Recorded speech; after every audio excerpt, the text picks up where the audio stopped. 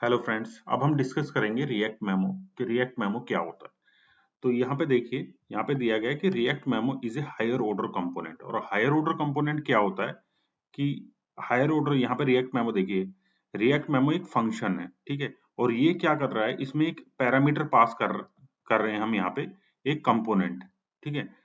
तो higher order component होता है कि कोई भी वो फंक्शन जो एज ए पैरामीटर कोई कंपोनेंट ले और उसमें कोई फंक्शनलिटी, कॉमन फंक्शनलिटी, कुछ भी फंक्शनलिटी इंजेक्ट कर दे और एक नया कंपोनेंट रिटर्न कर दे। तो यहाँ पे रिएक्ट मेमो जो हायर ऑर्डर कंपोनेंट है वो क्या करता है कि एक कंपोनेंट जो इसमें पास किया गया है एज ए पैरामीटर, वो इसमें चेक करता है क्या इसका जो प्रोप्स है, इसका प्रोप्स चेंज हुआ है, जो प्रीवियस प्रोप्स था और जो अब प्रोप्स आ रहा है दोबारा कॉलिंग में, क्या वो सेम है। अगर वो सेम है तो ये इसे रेंडर नहीं करता है, और अगर सेम नहीं है तो रेंडर कर देगा। मतलब उसके जो चेंजेस हैं, अगर प्रोप्स मान लीजिए कोई कंपोनेंट हम कॉल करा रहे हैं और उसमें प्रोप्स आ रहा है काउंट 0, और नेक्स्ट दूसरी टाइप भी हम उसे रेंडर करा रहे हैं फिर भी काउंट 0 आ रहा है, तो उसे दोबारा रेंडर कराने की क्या जरूरत है, हमें तो 0 ही दिखाना है ना। और अगर उसका प्रोप्स 1 आ रहा है, 0 से 1 हो रहा है, तो हमें रेंडर कराने की जरूरत है कि वो हमारा 1 दिखे, ठीक है। तो इस केस को कि एवरी टाइम जब भी हमारा ये कॉल हो और प्रोप्स हमारा सेम आए, ठीक है, तब ये इसे कॉल नहीं करता। तो इससे क्या होता है, हमारा परफॉर्मेंस इंक्रीज होता है, तो परफॉर्मेंस के लिए यूज किया जाता है। और सेम जो कॉन्सेप्ट है क्लास कंपोनेंट में, वो क्लास कंपोनेंट में प्योर कंपोनेंट करता है। प्योर कंपोनेंट एक्सटेंड करते हैं जिस भी कंपोनेंट में, वो इस काम को करता है, चेक करता है। और फंक्शनल कंपोनेंट में हम यूज करते हैं रिएक्ट मेमो, ठीक है। तो यहाँ पे गए हम, ये देखिए, यहाँ पे ये परफॉर्मेंस ऑप्टिमाइजेशन दिखा रखा है यहाँ पे नीचे, ये देखिए, should component update. Should component update क्या करता है, कंपोनेंट अपडेट होना चाहिए या नहीं होना चाहिए। तो ये प्योर कंपोनेंट में इंटरनली यूज होता है। ऐसे ही यहाँ पे जो जो रिएक्ट मेमो है, इसके अंदर भी इंटरनली कॉल होता है, ठीक है। तो आइए मैं दिखाता हूं आपको। अब मैं यहाँ चलता हूँ, आपको प्रैक्टिकल करके दिखाता हूँ। मेरा ऐप कंपोनेंट है, तो इस ऐप कंपोनेंट में मैं दो स्टेट बना लेता हूँ।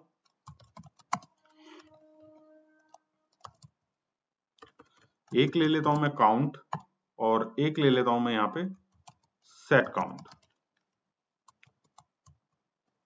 यूज स्टेट, इस तरह से, ये गलत इंपोर्ट हो गया है, देख के हमें इस तरह से करना पड़ेगा। देखिए ये वाला चाहिए मुझको, ये हो गया रिएक्ट का। एक तो ये काउंट हो गया मेरा, एक होता है, मैं लेता हूं यहाँ पे डेटा। डेटा ले लेता हूं, डेटा, ठीक है। यहाँ पे पास कर देता हूं मैं, इसकी इनिशियल वैल्यू सेट कर देता हूँ काउंट की 0, डेटा की कर देता हूँ 1। एक कंपोनेंट में बना लेता हूँ यहाँ कंपोनेंट्स फोल्डर में, test.js, ठीक है। अब RSF रिएक्ट कोड स्निपेट से मैंने कंपोनेंट बना लिया। अब इस कंपोनेंट को मैं यहाँ पे टेस्ट को यहाँ पे इंपोर्ट कर लेता हूँ। इंपोर्ट भी हो गया और यूज भी कर लिया। अब ये जो डेटा है, मैं यहाँ पे पास कर देता हूँ, डेटा, डेटा। तो ये मुझे यहाँ पे प्रोप्स में मिल जाएगा डेटा। मैं इसको कंसोल करा लेता हूँ, console.log, यहाँ पे प्रोप्स और यहाँ पे प्रोप्स, ठीक है। अब क्या करता हूं मैं, यहाँ पे एक बटन बनाता हूँ, बटन, ठीक। इस पे क्या करूंगा मैं, यहाँ पे काउंट सी स्मॉल में होगा, तो एक काउंट हो गया, ठीक। ये काउंट हो गया इस तरह से यहाँ पे। तो इसके ऑन क्लिक पे, ऑन क्लिक पे मैं क्या करता हूं, यहाँ पे इसका जो सेट काउंट है उसको इंक्रीज करता हूं, सेट काउंट, काउंट प्लस 1, ठीक है। ये हुआ। तो हम फंक्शनल कंपोनेंट में इसको ले रहे हैं, जैसे कि ये हमारा क्या है, मैंने बोला कि फंक्शनल कंपोनेंट में इसको यूज कर सकते हैं मेमो को। तो हम इसको क्लास कंपोनेंट में भी यूज कर सकते हैं, ऐसा नहीं है कि फंक्शनल कंपोनेंट में यूज कर सकते हैं इसको, ठीक है। तो मैं यहाँ पे इस फंक्शनल कंपोनेंट का ही एग्जांपल दिखा रहा हूँ। तो अब मैं मेरे पास ये आ गया। अब मैं यहाँ पे जाता हूँ और देखिए यहाँ पे मेरा प्रोप्स आ रहा है डेटा 1। जैसे मैंने इस पे क्लिक किया तो काउंट इंक्रीज हो रहा है, लेकिन यहाँ पे भी देख रहे हैं आप, यहाँ पे भी मेरा कंसोल में प्रोप्स आ रहा है डेटा, और उसमें डेटा क्या है, बार बार 1 आ रहा है। ठीक, ये बार बार जैसे अब मैं क्या कर रहा हूँ, जो स्टेट जो प्रोप्स में इसमें पास कर रहा हूँ टेस्ट कंपोनेंट में, उस पे तो मैं कोई चेंज नहीं कर रहा, मैं तो सिर्फ काउंट स्टेट को चेंज कर रहा हूँ। तो ये जो डेटा मेरा इधर आ रहा है ये तो कॉल नहीं होना चाहिए, अगर ये इसकी भी फंक्शनलिटी कॉल होगी तो मेरा तो परफॉर्मेंस डाउन जाएगा। तो उसके लिए हम यूज करते हैं यहाँ पे रिएक्ट मेमो। ठीक है, इस तरह से रिएक्ट मेमो। अब मैं यहाँ पे दिखाता हूँ आपको। अब देखिए मैं यहाँ पे क्लिक कर रहा हूँ, रिएक्ट मेमो लगने से यहाँ पे देखिए ये कंपोनेंट मेरा नहीं हो रहा है, दोबारा से ये कंपोनेंट मेरा चेंज यहाँ पे देखिए कॉल नहीं हो रहा है। ठीक है, क्योंकि यहाँ पे तो 1 ही है। अगर मैं इसमें दिखाऊं, इसमें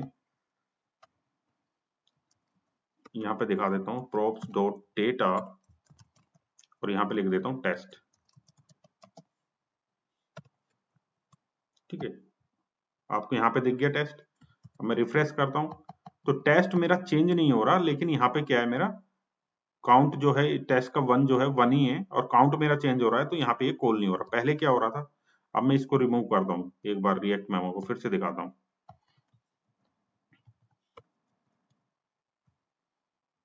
ठीक है, रिफ्रेश किया। अब देखिए काउंट तो टेस्ट तो मेरा 1 ही दिखा रहा है, लेकिन देखिए बार बार रेंडर हो रहा है, यहाँ पे कंसोल में आने लग गया है। ठीक है, अब ये हो गया। अब मैं क्या करता हूँ, ये जो मैंने सेट काउंट लिया है इसको मैं यहाँ से कट करता हूँ, यहाँ पे लूंगा इंक्रीमेंट। इंक्रीमेंट मैंने यहाँ पे एक फंक्शन ले लिया और यहाँ पे एक फंक्शन बना लेता हूँ मैं।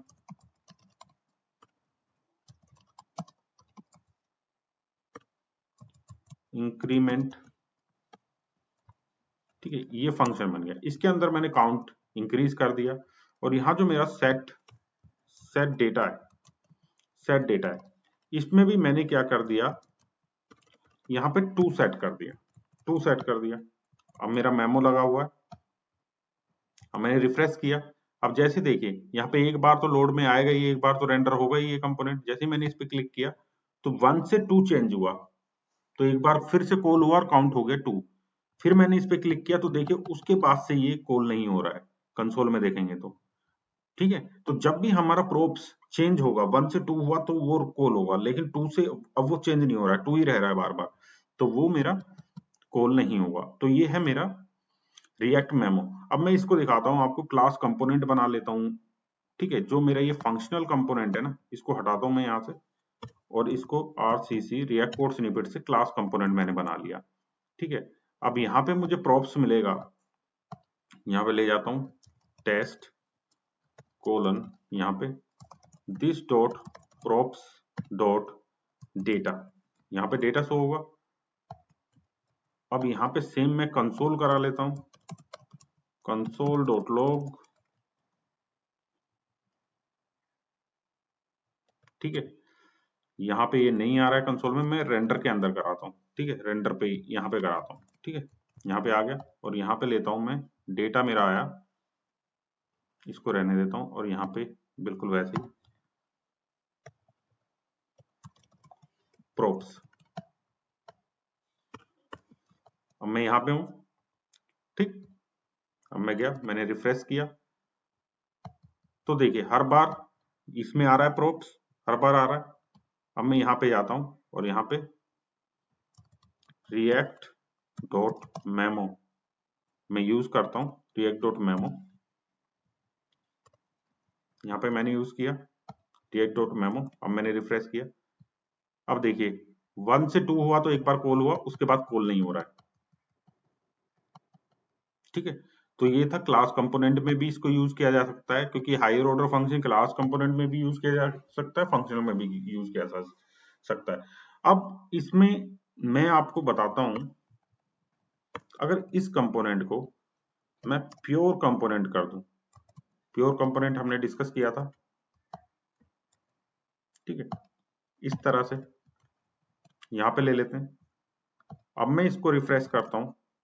अब देखिए 0 से 1 हुआ। अब देखिए सेम वर्क कर रहा है। प्योर कंपोनेंट भी मैंने यहाँ पे लिया तो भी 1 से 2 हुआ, लेकिन उसके बाद से आगे नहीं जा रहा है। तो देखिए रिएक्ट मेमो और प्योर कंपोनेंट सेम वर्क कर रहे हैं, सेम वर्क कर रहे हैं। ठीक है, और मेमो को इस तरह भी यूज कर सकते हैं। यहाँ पे तो हमारा रिएक्ट था, तो हमें बार बार रिएक्ट लेने की जरूरत नहीं है। इसे फिर से मैं चेंज कर देता हूँ, इसको कंपोनेंट कंपोनेंट कर देता हूँ, और यहाँ पे इस तरह से मेमो, डायरेक्ट मेमो भी ले सकते हैं। Memo is not defined, react dot memo. तो मेमो हमें यहाँ पे डिफाइन कर लेंगे हम यहाँ पे इस तरह से। अगर डिफाइन नहीं है तो मेमो इज नॉट डिफाइंड।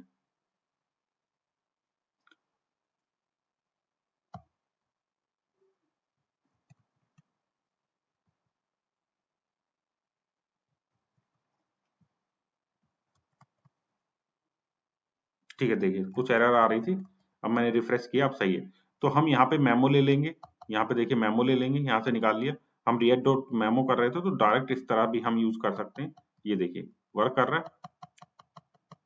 ठीक, कभी कभी कैश कर लेता है, ये एरर आ जाती है। तो आपने देखा बिल्कुल प्योर कंपोनेंट की तरह से काम कर रहा है मेमो। और जो प्योर कंपोनेंट है वो किसमें सिर्फ क्लास कंपोनेंट भी यूज हो सकता है, फंक्शनल में नहीं यूज हो सकता है। और जो मेमो है वो हमारा क्लास और फंक्शनल दोनों में यूज हो सकता है। ठीक है, और इसमें इंटरव्यू में जो डिस्क आता है एक डिफरेंस के, what is the difference between memo and pure component, एक तो ये पूछा जाता है। अब आपने डिफरेंस तो पता चल ही गया होगा कि ये हमारा हायर ऑर्डर कंपोनेंट है मेमो, और ये हमारा जो है प्योर कंपोनेंट जो है एक हमारा क्लास है, एक क्लास है जिसे हम एक्सटेंड करते हैं एक दूसरे कंपोनेंट में, एक कंपोनेंट है। ठीक है, तो ये डिफरेंस इसके अंदर, और फंक्शनलिटी में सेम करता है। एक डिफरेंस ये भी आ जाता है कि use memo hook versus memo क्या होता है, या use callback versus memo, react memo. React memo क्या होता है इसमें? तो ये तो देखिए ये तो हुक है सीधा सीधा, और ये क्या है, हमारा हायर ऑर्डर कंपोनेंट है। ठीक, तो दोनों ही परफॉर्मेंस के लिए यूज होते हैं, लेकिन ये क्या करता है मेमो, पूरे कंपोनेंट को मेमोराइज करता है कि इसकी प्रोप्स चेंज हो रही है या नहीं हो रही है। और वहीं पे यूज मेमो हुक क्या करता है कि हमारा जो कोई फंक्शन को, ये क्या करता है, किसी फंक्शन को मेमोराइज करता है। ठीक है, यूज कॉलबैक फंक्शन को मेमोराइज करता है, वो किसी फंक्शन को करते हैं, ये पूरे कंपोनेंट को करता है। तो ये डिफरेंस आ सकते हैं इंटरव्यू में, आते ही हैं, जनरली पूछे जाते हैं, what is the difference between memo, react dot memo and use memo hook, ये इस तरह के। तो ये डिफरेंस मैं कवर आपको बता दिया है, क्या डिफरेंस होता है, आप और पढ़ लें इनके बारे में। आई थिंक अगर आपको क्लियर हो गया है मेमो क्या होता है। ठीक है, तो मैं इसे भूल गया था टॉपिक को पहले कवर करना, मुझे तभी कवर करना चाहिए था जब मैंने ये किया था स्टेट्स। ठीक है, हुक्स किए थे। कोई बात नहीं, अगर मैं कोई कंपोनेंट, कोई भी इस तरह की फंक्शनलिटी मिस कर रहा हूँ तो आप मुझे कमेंट करके बताइए कि ये फंक्शनलिटी भी आप बताइए, तो मैं अपनी प्लेलिस्ट में, जो मेरी प्लेलिस्ट है उसका डिस्क्रिप्शन में मैं लिंक दे रहा हूँ, तो उसमें मैं ऐड कर दूंगा। ठीक है, इतना अच्छा कॉन्सेप्ट मैंने मिस कर दिया था, काफी लेट ला रहा हूँ मैं, राउटिंग के बाद ला रहा हूँ, राउटिंग से पहले लाना था मुझे इसको। ठीक है, तो फिर भी चलो, फिर भी मैंने कवर कर दिया। थैंक, अगर आपको समझ में आया तो वीडियो को लाइक करें, चैनल को सब्सक्राइब करें। Thank you for watching.